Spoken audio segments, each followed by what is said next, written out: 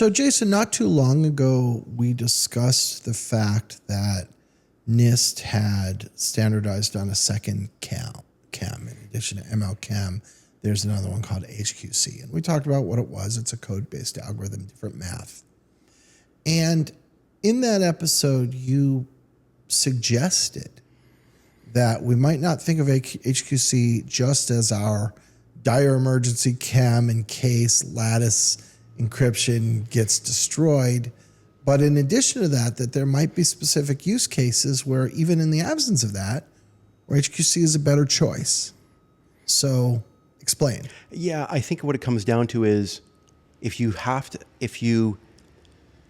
ask the question why, it's probably ML-KEM. Okay.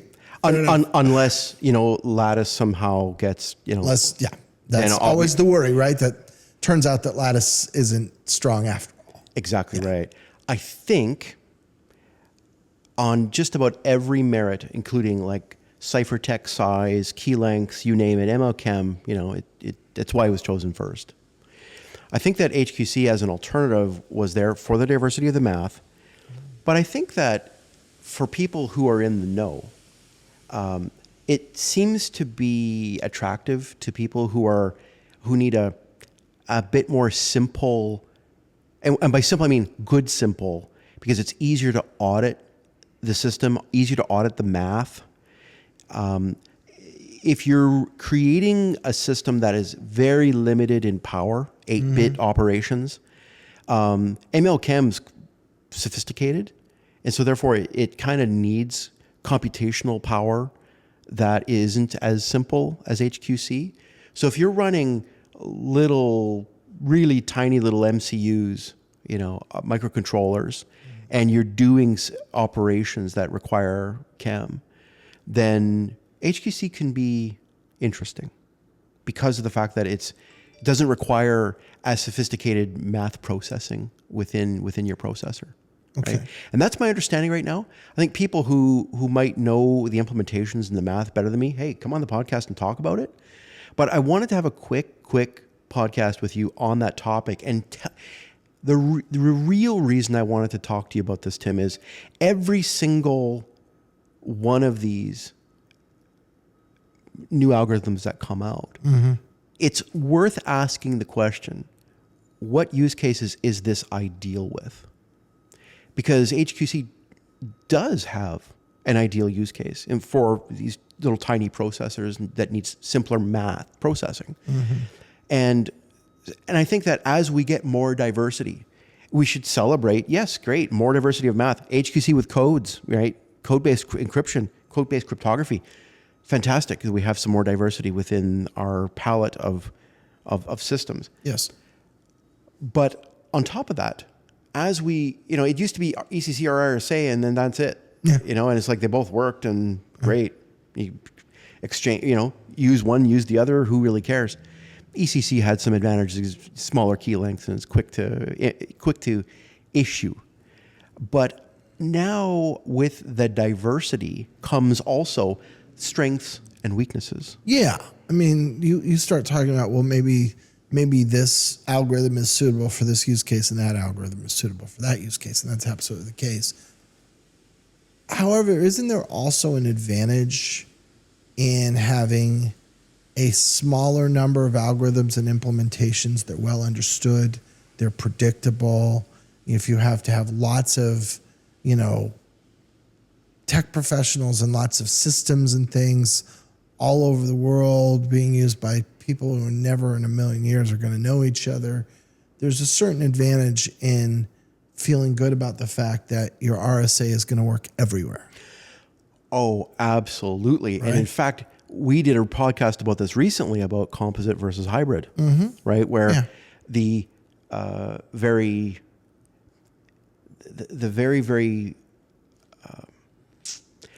two approaches and two ways of thinking about this.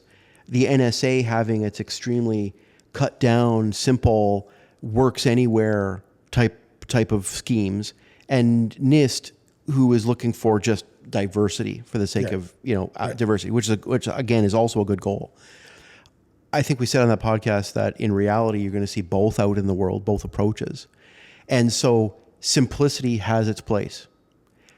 But I think what you're finding is that innovation is pushing towards, we're going to have so many variations on a theme that it's going to be mind-boggling. And I'll tell you where I was first exposed to this, Tim. So OpenSSL 3.5, when it was that night that it was announced, I created a little ML-DSA, private CA.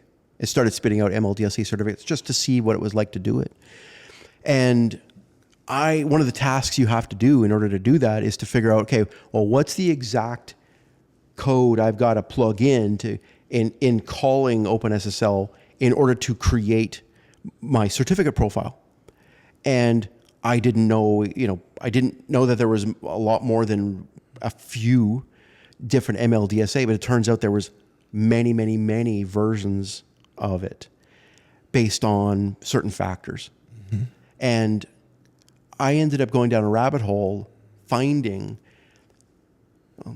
here's one way of putting it. OpenSSL, when it was released with ML-DSA, a handful of versions, and a bunch of other the cryptographic algorithms with just a handful of versions of each.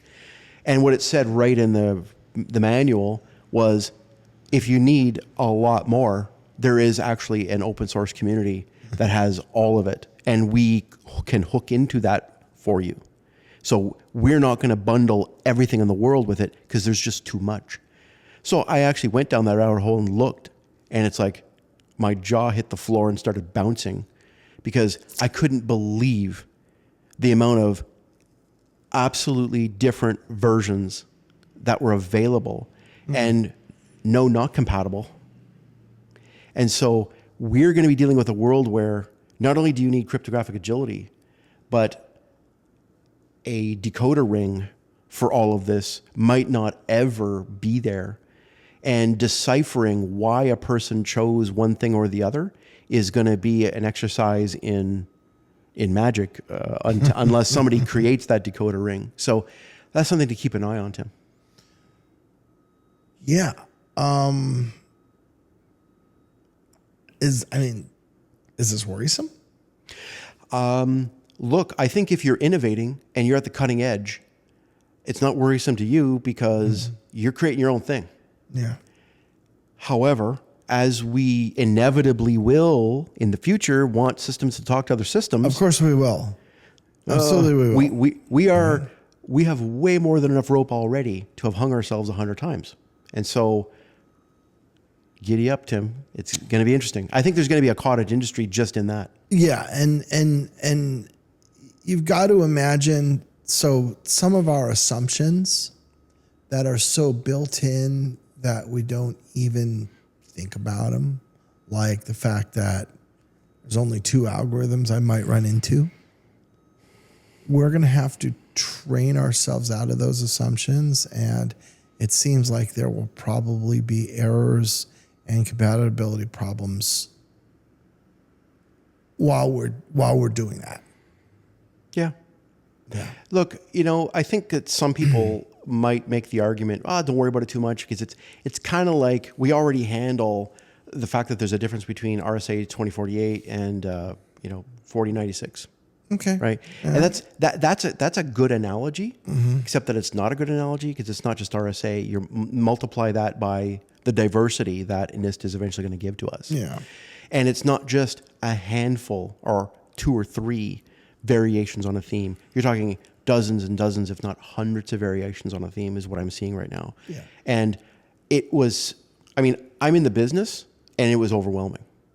I can't imagine to the average person or to the average IT person who's having to make a choice. Yeah.